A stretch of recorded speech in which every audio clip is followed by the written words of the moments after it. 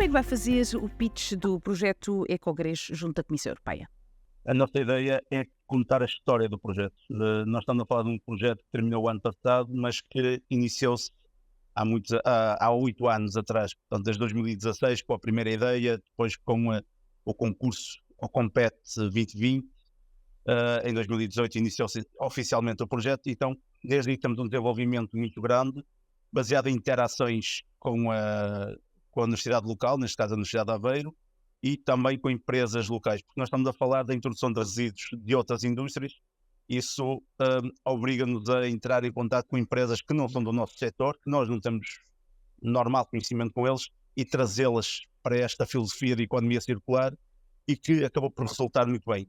No âmbito do projeto tivemos 5 colaborações. Para lá do final do projeto já temos muito mais, portanto é isso que nós queremos passar, a ideia de regionalidade, de economia circular a funcionar, e o potencial que estes projetos cofinanciados e que o apoio que o Compete 2020 deu teve na estrutura local, ou seja, resultados práticos que nem sempre é possível, é a natureza dos projetos de ID, mas que neste caso deu frutos, e deu muitos frutos mesmo. O que é que disse em declarações públicas que teve? Disse uma vez que a empresa não estava inicialmente preparada para o sucesso que o projeto teve.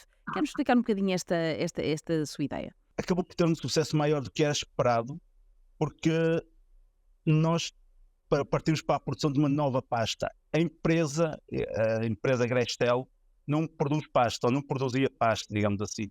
Isso obrigou a que houvesse um novo investimento. Daí este novo projeto Ecogrês 4.0, que permite o alavancar desta estrutura. Mais uma vez, fomos a fazer a utilização dos mecanismos que o Compete nos cede, e aqui mais um projeto, e permitiu-nos criar uma nova unidade industrial. Esta nova unidade industrial já tem uma capacidade que nós não tínhamos, que é a capacidade de produção de pasta de raiz, para aí sim potenciar este projeto como nós ainda não o tínhamos. Basicamente é passar para uma capacidade industrial. Acha que todas as empresas do setor da cerâmica deveriam enverdar por este tipo de práticas, ou seja, da incorporação de resíduos, quer seja de outras indústrias ou da própria indústria cerâmica? A incorporação de resíduos próprios e seus produtos já é feita em larga escala no nosso setor. Há setores na indústria cerâmica que têm mais facilidade. Se formos para o setor da telha, da cerâmica estrutural, eles conseguem introduzir mais resíduos sem grandes problemas. E já o fazem. O tableware já o faz, mas só apenas subprodutos da própria pasta. Isso é relativamente simples de ser introduzido. O nosso processo produtivo gera muitos desperdícios durante o processo, estamos a falar de 30%, 40% por cada peça, mas nós conseguimos reintroduzi-lo diretamente. E aí não é o desafio tecnológico. Portanto, a nível de incorporação dos próprios resíduos e subprodutos, em grande parte já é feito. Nós demos foi o salto seguinte, que é ir buscar resíduos de indústrias não cerâmicas.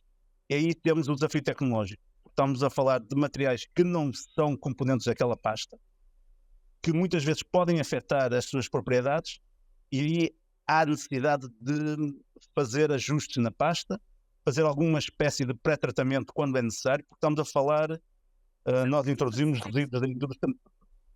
De que tipo de resíduos é que estamos a falar? Resíduos da metalomecânica, por exemplo. Nós temos os resíduos que nós estamos agora em comercialização. Em comercialização são resíduos da indústria metalomecânica. Portanto, estamos a falar da produção de arames, produção de pregos, e há um processo que eles fazem que é de capagem desse metal. E essas pequenas partículas nós estamos a introduzir nas nossas peças para dar um efeito estético, neste caso, pintas pretas. Isto depois leva-nos a outras vantagens a seguir, que eu irei falar, mas estes resíduos precisam ter uma granulometria controlada. Obviamente que a empresa que está a produzir resíduos, não se preocupa se eles estão com qualidade, se têm tamanho. Portanto, há aí um trabalho que nós depois temos que fazer. assegurar que o resíduo é igual ao anterior, que a distribuição de tamanhos se adequa às nossas pastas, caso contrário podemos ter problemas na pasta. Portanto, há este trabalho e daí a dificuldade de introduzir resíduos de outras indústrias. Os próprios já é feito em geral, mas depende também da estratégia das empresas, porque também as quantidades de resíduos não são infinitas. Temos que ter essa fonte de fornecimento que para os outros é um resíduo, para nós passa a ser uma matéria-prima, e esta matéria-prima tem que ser assegurada nas quantidades suficientes para dar resposta às nossas necessidades. Certas indústrias isto seria mais diferente. Como é que tem conseguido fazer essa gestão da angariação de resíduos de outras indústrias? Por acaso tem sido bastante simples, porque o resíduo é um problema. E esta empresa com quem nós estamos a trabalhar aderiu muito bem a esta proposta, até já levar o nosso produto para as feiras deles. Portanto, estamos a falar de feiras no norte da Europa sobre metalomecânica, em que levam lá as nossas chávenas para mostrar que o resíduo deles está a ser incorporado. Portanto, acabam também por os valorizar a eles e conseguem dar um fim a um resíduo que possivelmente iria ser levado para aterro, muitas das vezes, ou então incorporado na siderurgia, mas que nem sempre pode ser utilizado. Portanto, muitas vezes vai acabar em aterro. E assim tem uma nova vida. Mas temos que fazer stops. Claro. Vocês têm de pagar por esse resíduo ou são eles que vos pagam a vocês por lhes solucionar o problema do resíduo? Neste momento ninguém paga a ninguém. Nós asseguramos o transporte. Okay. Neste momento, que é uma relação de ganho para as duas partes, não há necessidade dessa transação económica. Eles cedem-nos o resíduo e nós vamos lá buscá-lo. Quando no momento de pôr à venda os produtos que vocês produzem, sentem que nos mercados internacionais acabam por ser penalizados por terem esta componente mais verde, que naturalmente acaba por encarecer o fabrico dos produtos, em detrimento de outras empresas que não têm quaisquer tipo de preocupações ambientais? Não, nós estamos no sentido contrário.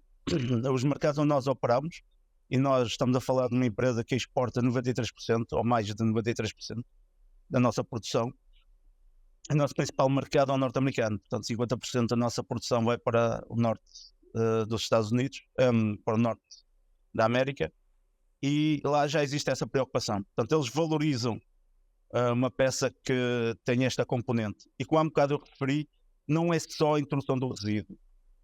Nós, ao introduzir o resíduo e ao tornar a pasta, que normalmente é um bege claro, ao tornar essa pasta esteticamente apelativa, introduzindo umas pintas pretas, criando uma coloração diferente, nós conseguimos retirar a camada vítrea que protege. De olhar para todas as peças cerâmicas que têm, geralmente elas são cobertas, revestidas quase na totalidade por uma camada vítrea. Essa camada vítrea, por norma, tem uma matéria-prima que se chama frita, que necessita ser cozida a 1400 graus. E não é produzida em Portugal, é produzida em Espanha, em Castelhão, portanto são 1000 km de transporte rodoviário, ou em Itália. E nós, com esta peça, conseguimos remover metade do vidrado. Ou seja, a peça, para além de ter resíduos de outras indústrias, reduzir o consumo de matéria-prima virgem, também reduz a quantidade de vidrado, portanto torna ainda a sua pegada menor. E os mercados que nós vendemos, eles querem isto. Valorizam essa componente. Em termos de indústria cerâmica, nós sabemos que a componente energética é talvez aquela em que, precisamente pelos fornos que são utilizados, que será talvez aquela que criará a maior pegada carbónica da indústria. Como é que poderia ser dado um salto no sentido de tentar reduzir essa dimensão do problema? Esse salto pode ser dado em várias frentes e nós estamos, por acaso já temos feito estudos e estamos em várias áreas. Primeiro, há pequenos passos que podem ser feitos já. E quando eu digo esses pequenos passos, é melhorar o revestimento dos fornos, é melhorar os sistemas de reaproveitamento do ar quente, reduzir a quantidade de material que é utilizado como mobília refratária, porque as peças têm que ser assentes num material refratário que não irá reagir com o calor. E estamos a falar num rácio de 1 kg de material para cozer para 4 kg de material refratário. Portanto, é muita massa térmica que nós perdemos ali. Essas pequenas medidas podem ser feitas imediatamente e nós fomos fazendo ao longo dos anos nas nossas 3 unidades mais antigas, e tudo isto cristalizou depois na Ecogrês. Tanto que na Ecogrês teve o primeiro forno da sua geração, portanto 15% mais eficiente que o estado da arte que existia na altura, que já era nosso, que era o da unidade 3, portanto um forno de 2016, e esse era 20 a 25% mais eficiente que o forno que nós tínhamos de 2004. Ou seja, estes saltos são progressivos. Agora, algo que nós não conseguimos escapar. Nós produzimos peças que são cozidas a 1200 graus. E o nosso grande consumo energético é gás natural. Estamos a falar de 75% de gás natural para 25% de eletricidade. E só substituindo o gás natural.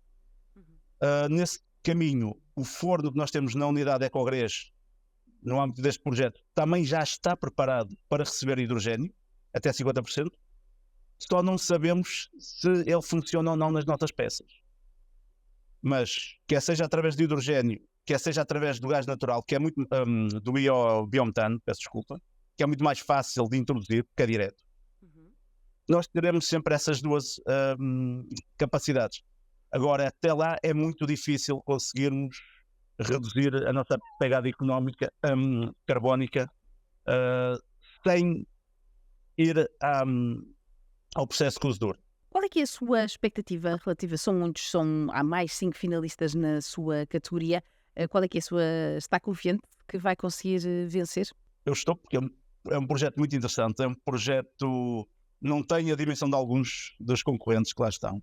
Temos lá projetos que envolvem 3 países, mas é um projeto que funcionou muito bem, que a ideia, parecendo simples, a execução não é tão direta, mas é replicável em muitas áreas, não só na cerâmica, mas em muitas áreas.